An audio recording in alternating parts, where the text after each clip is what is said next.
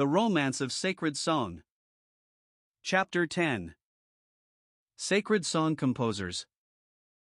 Eloquent tribute deserves to be paid to the various composers who contributed in no small measure to the immense popularity and usefulness of gospel song.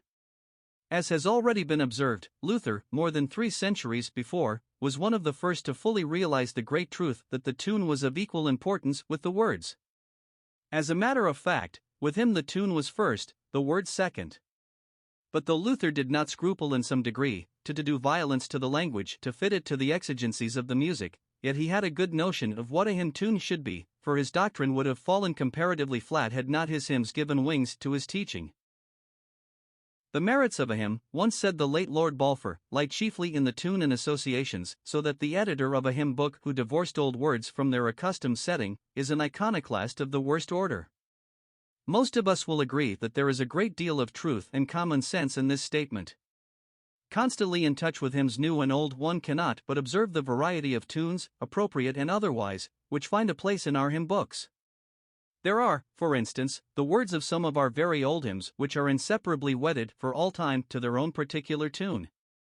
Link on another tune and the beauty of the piece is gone. An old precentor in one of our remote Scottish kirks was of the same opinion after a disastrous attempt at a new tune. He had held the post of leader of praise in the kirk for fully 50 years, and for well nigh 52 times 50 he had led the singing of the 100th psalm to the old 100th tune. One Sunday, having had occasion to be absent from the kirk, Andrew was greatly concerned about how the service would be carried through without him. Soon after, meeting one of the elders, who by the way, boasted of no small knowledge of music, the precentor inquired how they had got on at the kirk.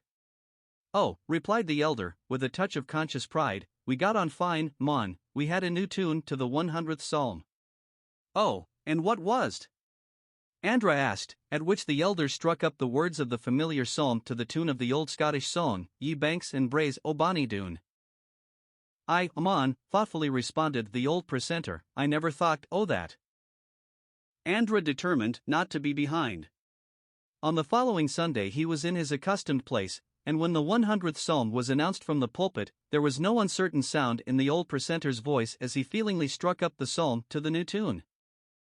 "All people that on earth do dwell, how can ye bloom?" It is not recorded how far the worthy precentor was led astray in his enthusiasm for the old familiar song tune, before he discovered his mistake. There is undoubtedly a danger in more ways than one by clashing a new tune with an old hymn. On the other hand, many an excellent hymn has found a premature grave because of an inappropriate tune. About the middle of the 19th century we find in America a group of composers, many of outstanding ability, collaborating in the self-imposed task of introducing what might at that period be considered a new type of sacred music. Up to that particular time there had been, to a great extent, a lamentable lack of charm in the hymn and psalm tune in general use, and so they set out to give to the world something more musically effective. Thus was brought into being the now popular sacred song. Possibly the earliest composer in this particular sphere of music was William B. Bradbury, an American celebrity. He has been affectionately referred to as the father of sacred song. Born in 1816, musical impulses came to him when working on a farm as a boy, and he made a journey to Boston, where, for the first time, he heard an organ. He is credited with being the originator of Sunday school music, which has had such an influence upon the life of the church during the last half-century and more. He was also the pioneer in publishing this class of music books, and was among the first to promote musical conventions in America, which in later years became so popular in bringing together many of the leading hymn writers, whose names are so familiar today. Mr. Bradbury's love for music and young people made these occasions very popular and helpful. Amongst his many musical compositions are, "He Leadeth Me," "Solid Rock," "I Love to Think of the Heavenly Land," "Sweet Hour of Prayer," "Jesus Loves Me," and "The Golden Shore." Composers of sacred song were drawn from various walks in life. John R. Sweeney, the composer of the music of More About Jesus, Beulah Land and Sunshine in My Soul, which have been translated into many languages, has written over 1,000 sacred songs. He was born in Westchester, Pennsylvania, in 1837. His first composition was produced when he was yet a boy, and at the age of 22 he held a responsible position as teacher in the musical profession. During the American Civil War, he entered the Army as leader of a military band, which position he held until the government discontinued the use of military bands in the Army. On his retiring from the service, he was made professor of music at the Pennsylvania Military Academy. It was in 1871, about the time of the Great Spiritual Awakening when gospel song was yet in its infancy, that Mr. Sweeney turned his attention to writing sacred music, and during the remainder of his life devoted his talents to the production of hymns. It is said that he was the editor or associate editor of over 60 hymn books. Mr. Sweeney's music has the stamp of originality, and what he contributed to the cause to which he was so closely devoted ranks with the best writers of his day. He was a popular leader at conventions and camp meetings, and his love for the young led Mr. Sweeney to associate himself with one of the largest Sunday schools in Philadelphia, where for 10 years he led the singing. He passed away on April 10, 1899. The name of Drive W.O.H. Doane will always be associated with Fanny Crosby. He was a great friend of the blind hymn writer and wrote the music of many of her best-known hymns. Dr. Doane was born at Preston, Connecticut, in 1831, and, though educated for the musical profession, he followed the occupation of a manufacturer of wood-turning machinery, and had taken out more than 80 patents for his inventions. The writing of hymn tunes was, therefore, an employment of his leisure. Another of his hobbies was the collection of quaint musical instruments, a number of which he presented several years ago to the Cincinnati Art Museum. Dr. Doane was superintendent of a large Sunday school at Cincinnati, Ohio, and edited no less than 35 collections of hymns and tunes for Sunday school use, besides composing several cantatas and anthems. Among his musical compositions that came into general use in the churches were a number that were found to be well adapted for evangelistic use, and were, therefore, incorporated in books issued for that purpose, the very mention of which will call to mind the best-known and best-loved hymns for evangelistic and devotional purposes. For instance, the following: Safe in the arms of Jesus, rescue the perishing, Jesus, keep me near the cross, pass me not, O gentle Savior, tell me the old, old story, I am thine, O Lord, and Savior, more than life to me. Though keenly devoted to music and writing, which amounted to well-nigh a life work, he did not allow it to interfere in any way with his making a large and successful business, and with his giving a great deal of thought and practical help to missionary and philanthropic work. Dr. Doane received the degree of Doctor of Music by the Denison University, an honor he well deserved, for he served the cause of sacred song with conspicuous ability. He died at his home in Orange, New Jersey, on December 23, 1915, in his 81st year. Possibly the most famous hymn tune composed by George C. Stebbins is the one written to Fanny Crosby's hymn, Saved by Grace. Amongst others by the same composer are Jesus is tenderly calling, Take time to be holy, ye must be born again. Mr. Stebbins was born in New York State in 1846, from whence he moved in 1869 to Chicago. It was here he began his lifelong acquaintance with Messrs. Moody and Sankey. It is not generally known that more evangelists, both singer and preacher, rose to religious fame from Chicago than from any other city or country. Among such were Moody, Sankey, Bliss, Whittle, McGranahan, Case, Excel, Gabriel, and Stebbins. In 1876, Mr. Stebbins engaged in evangelistic work with Mr. Moody, and was more or less associated with him for a long period, going 3 times abroad and twice to the Pacific coast to assist him. It was during his visit to Great Britain when assisting Moody and Sankey in the memorable campaign of 1883-85 that Mr. Stebbins composed the tunes of many of his popular hymns, including Jesus is Tenderly Calling. In his reminiscences, which appeared in The Gospel Choir some years ago, Mr. Stebbins graphically describes the great mission conducted in London, ably assisted by many of the leading people in the religious world of that time, including the Earl of Shaftesbury, Lord Kinnaird, and Sir George Williams, founder of the Young Men's Christian Association. Describing the closing days of the winter's mission, Mr. Stebbins explained that it was Mr. Moody's custom to have an all-days meeting at each of the various centers. I remember, he writes, at one of these meetings an incident occurred that caused a good deal of amusement. Messrs. Moody and Sankey, Major Whittle and Mr. McGranahan, Dr. Pentecost and myself had lunched with some friends, and on the way to the afternoon meeting, where Major Whittle and Dr. Pentecost were to speak, a remark was made to the latter, illustrating one of Mr. Moody's habits of speech that amused him, and which found a lodgment in his mind. When it came his turn to speak, Mr. Moody whispered to him, saying, "Pentecost, be short, be short." He began his address by saying, "Mr. Moody has asked me to be short. I notice that he will have 3/4 of an hour of enthusiastic singing, and then he will get up and speak for half an hour, but it is not everyone who can do that, but anyone who can pronounce Jerusalem in 2 syllables can do most anything." The remark caused a good deal of laughter by the congregation, and considerable notice by the press of England. Spurgeon's comment upon the incident, or rather upon Mr. Moody's pronunciation of the word, was not only characteristic of the great preacher, but very happy and appropriate. He said, "I thank God there is one man in such hot haste to get the gospel to the people that he does not stop to pronounce all the syllables of every word." Extending over a long period, Mr. Stebbins was an intimate friend of Fanny Crosby, and composed the music for a considerable number of her hymns. He was also joint editor with Messrs. Sankey and McGranahan in the production of a large number of hymn books, to which he contributed many beautiful gospel hymns. Speaking at a reception given in his honor at Chicago, when he was in his 77th year, Mr. Stebbins gives this beautiful testimony, eminently characteristic of him. "One of the things for which I thank God is that I was diverted from my profession to sing the gospel, and for having something of the gift for writing music. It has been the greatest privilege of my life to be in the work and of using the gift God has given me, in producing the hymns you have sung." In response to my request, Mr. Stebbins kindly wrote me a few bars of one of his favorite hymns. "I take pleasure in enclosing a brace of In the Secret of His Presence," he wrote, "but do not wish to imply, by so doing, that it is my favorite, for I have never been able to satisfy my mind in that regard. Each hymn taken as a whole, both words and music, has its own individuality, its appeal and sphere of service, as you can well understand, and indeed, its own claim to that distinction. However, considering the rather unique place this hymn has occupied, the sentiment in the words, their authorship, their setting, and all, it is perhaps as worthy to be called a favorite as any hymn that bears my name." The words of this beautiful hymn are by Ellen Lakshmi Gore, a Maratha Brahmin lady, and the hymn coming into the hands of Mr. Stebbins, he composed the music to which it has since been sung.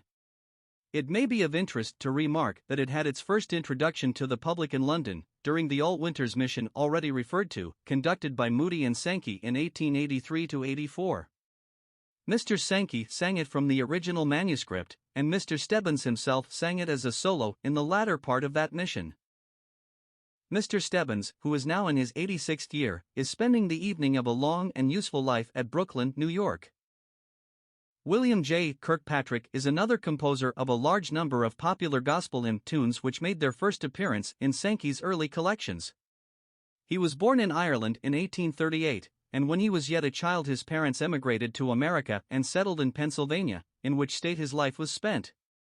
He came of a musical family, and at an early age was quite proficient on the flute, fife, violin, and cello. For a few years he worked as a carpenter, and for some time during the Civil War he served as principal musician, fife major of the 91st Regiment Pennsylvania Volunteers. He was returned to Philadelphia and was assigned to work as a shipbuilder until near the close of the war.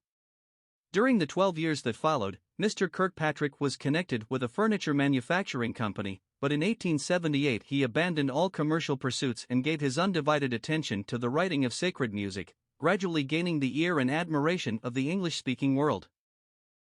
Mr. Kirkpatrick was a voluminous writer, and it would be difficult to place an estimate on what has been attained in the Lord's vineyard by his thousands of compositions. As editor his name has been associated with over 100 different collections of sacred music. Among the compositions that have made his name famous are the following well-known favorites: Jesus Saves, Wait and Murmur Not, He Hideth My Soul, 'Tis So Sweet to Trust in Jesus, and When Love Shines In. Possibly his best-known hymn, of which he is the writer of both words and music, is the one beginning, "I've wandered far away from God. Now I'm coming home. The paths of sin too long I've trod. Lord, I'm coming home. Coming home, never more to roam. By thy grace I will be thine, Lord, I'm coming home."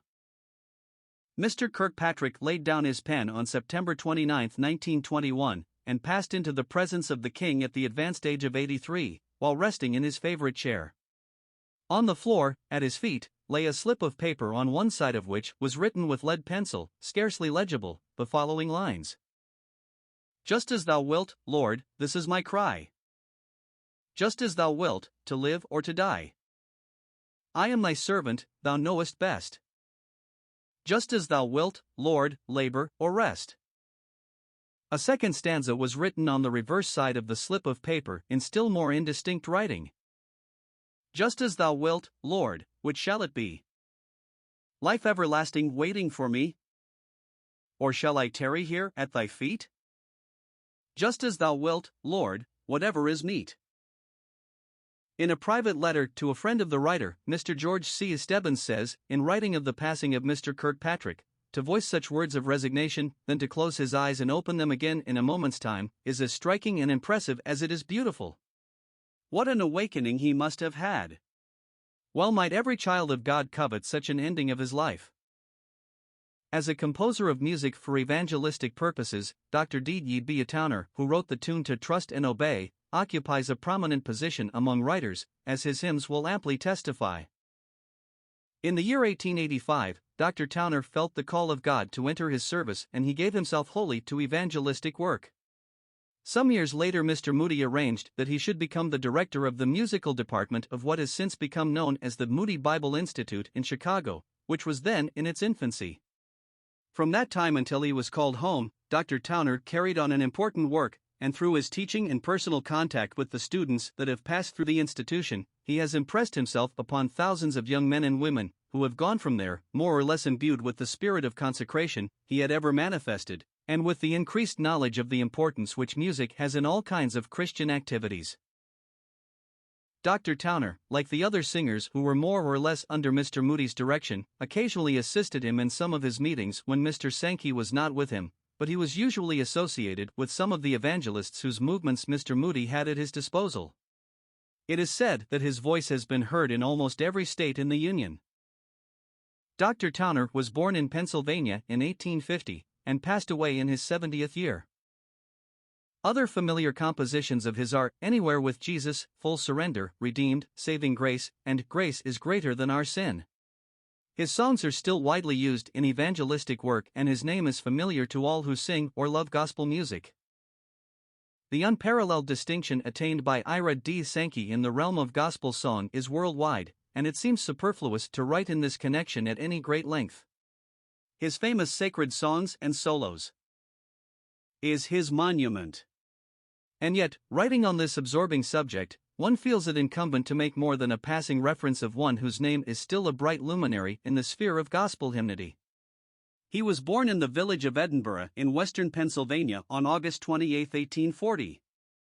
At the age of 16 he was converted while attending revival meetings, and at once associated himself with Sunday school work, in connection with which, at an early age, he was elected superintendent and leader of the choir.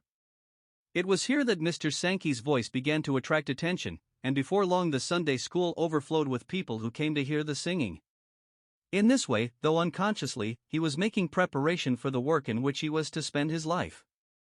It was in 1870, at a convention held at Indianapolis, that Mr. Sankey first met Mr. Moody, where the latter was announced to lead a morning prayer meeting at 7 o'clock.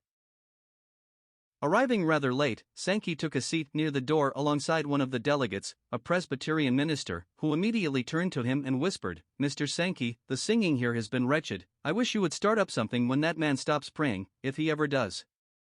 Sankey promised to do so, and when the opportunity came he struck up the familiar hymn, "There is a Fountain Filled with Blood."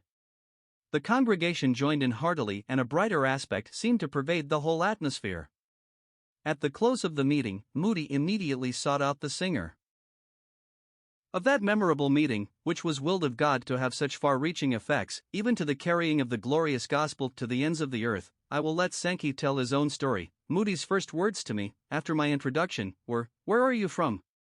Are you married? What is your business?"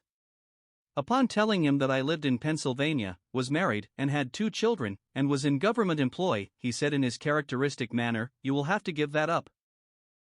I stood amazed, at a loss to understand why the man should tell me that I would have to give up what I considered a good position. "What for?" I exclaimed. "To come to Chicago and help me in my work," was the answer. When I told him that I could not leave my business, he retorted, "You must, I have been looking for you for the last 8 years. Sankey promised to think the matter over, and would seek the Lord's guidance. The next day he received a card from Mr. Moody asking him to meet the evangelist at a certain street corner that evening, at 6 o'clock. At the appointed hour Sankey was at the meeting place with some friends. In a few minutes Moody came along, but without stopping to speak he passed on into a store nearby, and asked permission to use a large box.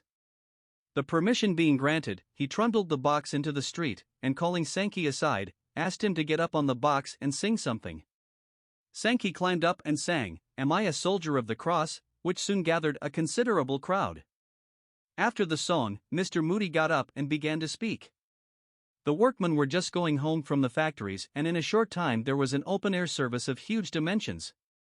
The people stood spellbound as the words fell from Moody's lips, with wonderful force and rapidity. When he had spoken some time, he announced that the meeting would be continued in the opera house. He asked Sankey to lead the way and sing some familiar hymns. This he did, and marched along the street singing, "Shall we gather at the river?" The crowd immediately followed. That night the opera house was packed to the doors, so completely were the men carried away with the singing and the sermon from the store box.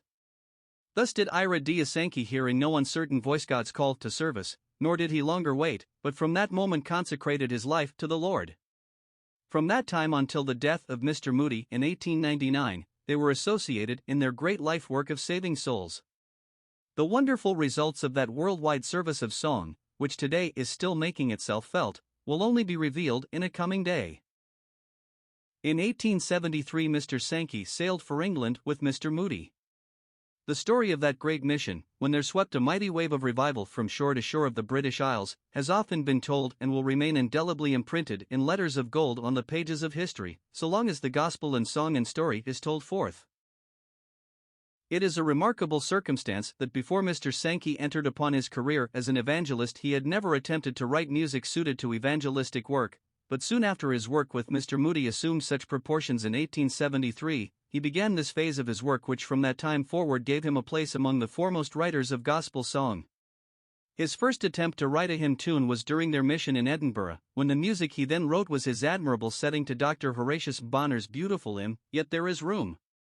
Mr. Sankey's second composition was his music to the well-known hymn, "I'm Praying for You," which has proved to be one of the most useful hymns in all the range of evangelistic hymnody, and which has been blessed to uncounted multitudes. His subsequent work as a composer along that line brought him into prominence as a writer of music of a devotional character that possesses strength and permanent value, and which undoubtedly places Ira D. Sankey among the most gifted writers of evangelistic and devotional music. Among his best-known compositions which today are being used in many parts of the world, the following may be mentioned: the 90 and 9, "Hiding in Thee," "Simply Trusting," "There'll Be No Dark Valley," "A Shelter in the Time of Storm," and "When the Mists Have Rolled Away." But the one hymn which will always be associated with Mr. Sankey is the 90 and 9. I have a vivid recollection, which I shall always cherish, of hearing Sankey, in his own inimitable way, sing this inspiring song. It was during his last visit to this country in the winter of 1898-99, where he conducted services of sacred song and story. In describing the origin of the hymn, Mr. Sankey related that he and Mr. Moody were traveling from Glasgow to Edinburgh during their Scottish mission, when he chanced to see the words of the hymn, which appeared in the Poet's Corner of a newspaper he was reading. So impressed was he that he called Mr. Moody's attention to the little poem, suggesting that it would make a useful hymn for evangelistic work. Having cut the verses out and placed them in his musical scrapbook, Sankey put it away in his pocket, and for the time, the poem was forgotten. At the noon meeting held at the Free Assembly Hall, Edinburgh, on the second day, the subject presented was "The Good Shepherd." It was an impressive address, and at the close, Mr. Moody turned to his colleague and asked him to sing a solo in keeping with the subject. Mr. Sankey had nothing suitable in his mind, and was greatly troubled to know what to do. But I will let Sankey tell his own story, as I heard him relate it. "At this moment," he said, "I seemed to hear a voice saying, 'Sing the hymn you found in the train.' But I thought this impossible, as no music had ever been written for that hymn. Again the impression came strongly upon me that I must sing the beautiful and appropriate words I had found the day before, and placing the little newspaper slip on the organ in front of me, I lifted my heart in prayer, asking God to help me so to sing that the people might hear and understand. Laying my hands upon the organ, I struck the chord of a flat and began to sing. Note by note the tune was given, which has not been changed from that day to this. As the singing ceased, a great sigh seemed to go up from the meeting, and I knew that the song had reached the hearts of my Scottish audience. Mr. Moody was greatly moved. Leaving the pulpit, he came over to where I was seated. Leaning over the organ, he looked at the little newspaper slip from which the song had been sung, and with tears in his eyes said, "Sankey, where did you get that hymn? I never heard the like of it in my life." I was also moved to tears and arose and replied, "Mr. Moody, that's the hymn I read to you yesterday on the train, which you did not hear." Then Mr. Moody raised his hand and pronounced the benediction, and the meeting was closed. Thus, the 90 was born. In the art of singing, Mr. Sankey possessed gifts of an extraordinary character, although he had no professional training previously. Having a high baritone voice of exceptional volume, purity, and sympathy, he had quite unconsciously acquired the habit of correct tone production, which enabled him to preserve it uninjured to the end of a strenuous career. Sankey's interpretation of his sacred songs was his own conception, and in his rendering of them he ever kept before him the importance of clearly emphasizing the subject of the hymn, even to the risk of doing violence to the accepted rules of musical phrasing. But the singer's heart was in the song, and he sang his messages to the hearts and consciences of the people with sincerity of soul, that made him, under God, the great evangel of song that he was. A story, reminiscent of the sweet singer's visit to Great Britain, is worthy of relating here. One day Sankey drove out from London to Epping Forest. A shock-headed boy climbed up one of the wheels of the carriage, and with wondering and longing eyes gazed on the stranger. Sankey rested his hand lovingly on the lad, and expressed the hope that someday he would preach the gospel. Years afterwards, when the sweet singer was old and frail and blind, and just before he entered the homeland, the evangelist was almost overcome with joy when Gypsy Smith told him that he was the boy in the glades of Epping Forest on whose curly head Sankey had laid his prophetic hand. The strenuous work connected with his last mission in Great Britain proved too much for his strength, and he never recovered from the strain. A few years before his death, a decline in health set in, which was followed by total blindness. Of the sweet singer's closing days, I will set down what has been written by his constant friend and fellow composer, Mr. George C. Stebbins. During the last 2 years of Mr. Sankey's life, I visited him every few days when in the city, and had delightful times of talking over experiences in the past with him. In spite of his total blindness, he was ever the same cordial and companionable friend he had always been. His humor would often manifest itself in recalling some amusing experiences in the past, laughing as he told them, and apparently enjoying them to the full as he lived them over again. But it was plain to be seen that his mind and heart had long been set on his homegoing, for that subject would so often intrude itself in our conversations. Once he said to me, "George, you will find me on Spurgeon Street when you get up there." And for well nigh a year before his going, every time I called upon him he would say before my leaving, "George, I want you to be at the church next Sunday, the church known as Dr. Coiler's, of which he had been a member for a good many years, for I'll be there, as I am going home."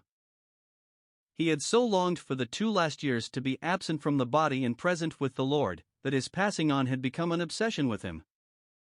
The time so longed for came on the 14th of August 1908.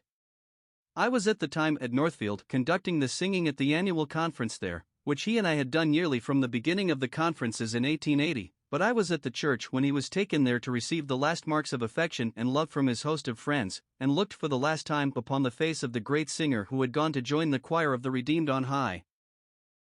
The services Ira D. Sankey rendered the cause of Christianity cannot be fully estimated, services which even after the passing of well nigh half a century are a blessing and inspiration to untold millions the world over, truly a monument more enduring than granite. Among the composers of gospel song tunes to be found in present-day hymn books, the name of E.O. Excel is frequently met with. Possibly his best-known compositions are "Count Your Blessings" and "Let Him In." Born in Stark County, Ohio, in 1851, he served an apprenticeship to the trade of bricklayer and plasterer, but when 22 years of age, the love of music drew him away from his humble calling, and he finally laid aside the trowel and hammer for the more congenial occupations to be found in the many avenues of music. He was always keenly interested in Sunday school work, an evidence of which makes itself known in his many compositions for children, notably the 2 favorite songs, "Jesus Bids Us Shine" and "Jesus Wants Me for a Sunbeam," which are included in almost every recently published hymn book for young folk. Mr. Excel was the last one of the old line of singing evangelists, and labored with many of the most famous evangelists from the early days of D.L. Moody up to the time of his death. His was a life of devotion in the service of the Master, and for 20 years he was the colleague of the Reverend Sam P. Jones, the celebrated American evangelist. As a singer, Mr. Excel had few equals. Possessing a voice of remarkable sweetness and power, he was able to sway his audience with the earnestness and spirit of his expression. His last work was with Gypsy Smith, in Louisville, Kentucky, in the midst of which he was obliged to quit his labor and return home. His voice was heard for the last time in the chapel of the Wesley Hospital, Chicago, on Sunday afternoon, January 16, 1921, where, sitting in a wheelchair, he sang as a solo, "It Is Jesus," with wonderful effect. At the close of the service, his old friend and fellow composer, Charles H. Gabriel, sang with him, "Beautiful Isle of Somewhere." No longer to him is that land a vague somewhere, for, a few months later, his bark sighted the haven of rest, and as the sun went down on the evening of June 10 he landed upon that heavenly shore. A recognized authority on all matters pertaining to sacred music, Mr. Excel, in his day, edited over 40 different hymn books, besides having written many gospel songs that will be loved and sung by many generations to come. He has also written the words of a considerable number of popular hymns, including "Scatter Sunshine," "Grace Enough for Me," and "I'm Happy in Him." Perhaps no person in the history of gospel song has attained the position occupied today by Charles H. Gabriel. A native of the state of Iowa, where he was born in 1856, Mr. Gabriel has been privileged to have personal acquaintance with many, if not all, the noted hymn writers, from the days of Philip Phillips, P. P. Bliss, and others, to the present time, and is thus the last living link of an illustrious group of sweet singers in the world of American hymnody. Commonly known as the King of Hymn Writers, Mr. Gabriel has written the words or music of more popular hymns than has any other person living today. His most famous hymn, of course, is "The Glory Song," which has been translated into almost every leading language of the world, and which has probably been printed more than 100 million times. It has been said that no gospel song in history ever attained the international popularity of "The Glory Song" in so short a time. It was written in 1900, and in less than 5 years it was sung around the world. This hymn alone is enough to make Mr. Gabriel famous, but he has written a number of others almost as famous. Among these are "Send the Light," "Calling the Prodigal," "He is So Precious to Me," "Where the Gates Swing Outward Never," "To the Harvest Field Away," "Awakening Chorus," "He Lifted Me," "Sweeter Every Day," "Evening Prayer," and others equally well known. In all of those, the words of which he was the author, there is very manifest a happy blending of the poet and musician, and along with it rare judgment and deep spiritual insight into the needs of presenting the saving truths of Scripture in clear and singable form. His work in both fields is worthy to be recognized as an ideal to be followed by writers of today who desire sympathetic and appropriate musical settings to hymns. He has also written the music for many of the most popular hymns of recent date, including "Higher Ground," "The Way of the Cross Leads Home," "Let the Sunshine In," "Hail Emmanuel," "The Sparrow Song," "A Sinner Made Whole," "Brighten the Corner," "Glory in My Soul," as well as many others to be found in almost every evangelical hymn book in present use. Scores of hymns have passed through his hands for final retouching, polishing, and finishing. He is supposed to know better than any other living person just how to put the finishing touches to a hymn. At an early age he began teaching singing schools in his own state, and later on, his remarkable musical abilities made him a popular leader of song in the great religious conventions all over America. Mr. Gabriel is a self-made man, and although he has reached the very pinnacle of his profession, he never received a single music lesson in his life. Untaught, he taught himself, because there were no teachers of music on the wild prairies, where his father's cabin stood and where the boy spent his early years. He was born in a little shanty built of boards, and plastered both inside and outside. It stood on the virgin plains of Iowa. There was not a tree or shrub to shelter it from the terrific storms and snows of winter, or shield it from the blazing suns of summer. The wagon roads were trails over the rolling prairies. Deer, wolves, and prairie chickens were plentiful.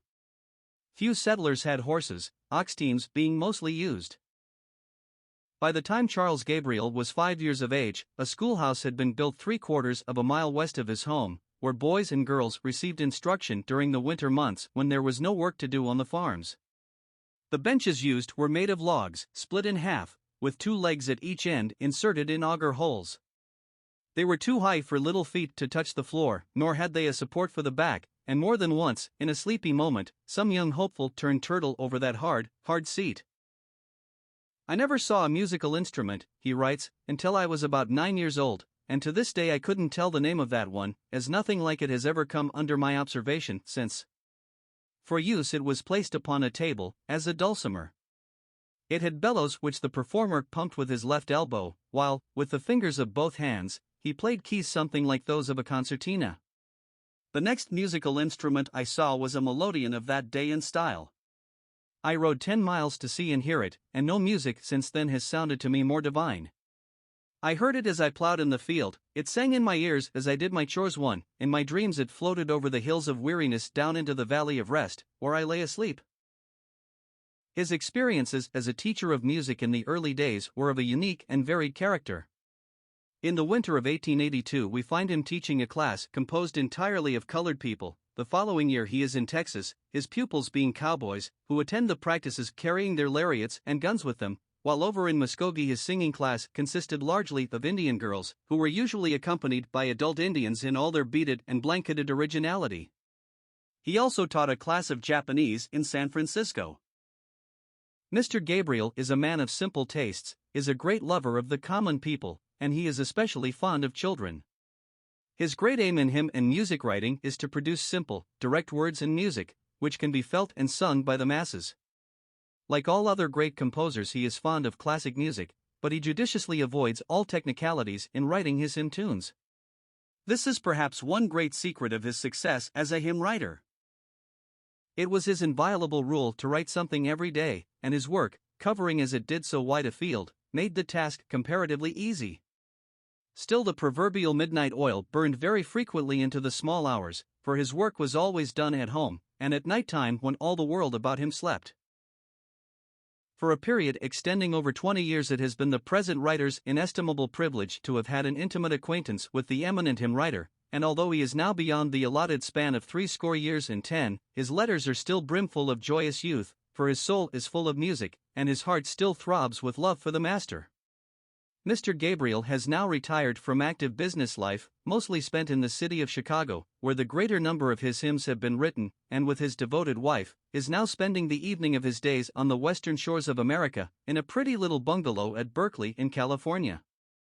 But though the eon-tide shadows of a long and useful life may be gathering on the near horizon, yet his pen is never idle, not his harp silent, for Mr. Gabriel is still writing hymns and hopes to continue to do so till called home to join in the grand eternal song. My 60 years of gospel song, he writes, have been eventful and tolerant, interesting and tedious, hopeful and discouraging. Failure more often than success marks the path I have traveled. And now, since the years have led me up the eastern slope and over the mountaintop of life, and I am hurrying down toward the silent sea that lies shimmering before me, I begin to realize that my work has not been so much a failure as I had concluded, for seldom do I appear on the platform that I do not meet someone I have met or known in the years gone by, and to feel a substantial slap on the shoulder and to hear a voice as from out of the past say, "Hello, old man, glad to see you once more," is like a benediction, while to clasp the hand of a friend and feel that pressure which proves itself genuine is worth more than all the gold that was ever mined. The theme of his famous Glory song, written 30 years ago, is today more precious to its author than ever before, and were we permitted to listen to the outpouring of a heart full of joyful song, I doubt not we would catch the strains of the same glorious anticipation. When all my labors and trials are o'er, and I am safe on the beautiful shore, just to be near the dear Lord I adore, will through the ages be glory for me? Oh, that will be glory for me. Glory for me, glory for me. When by his grace I shall look on his face, that will be glory for me.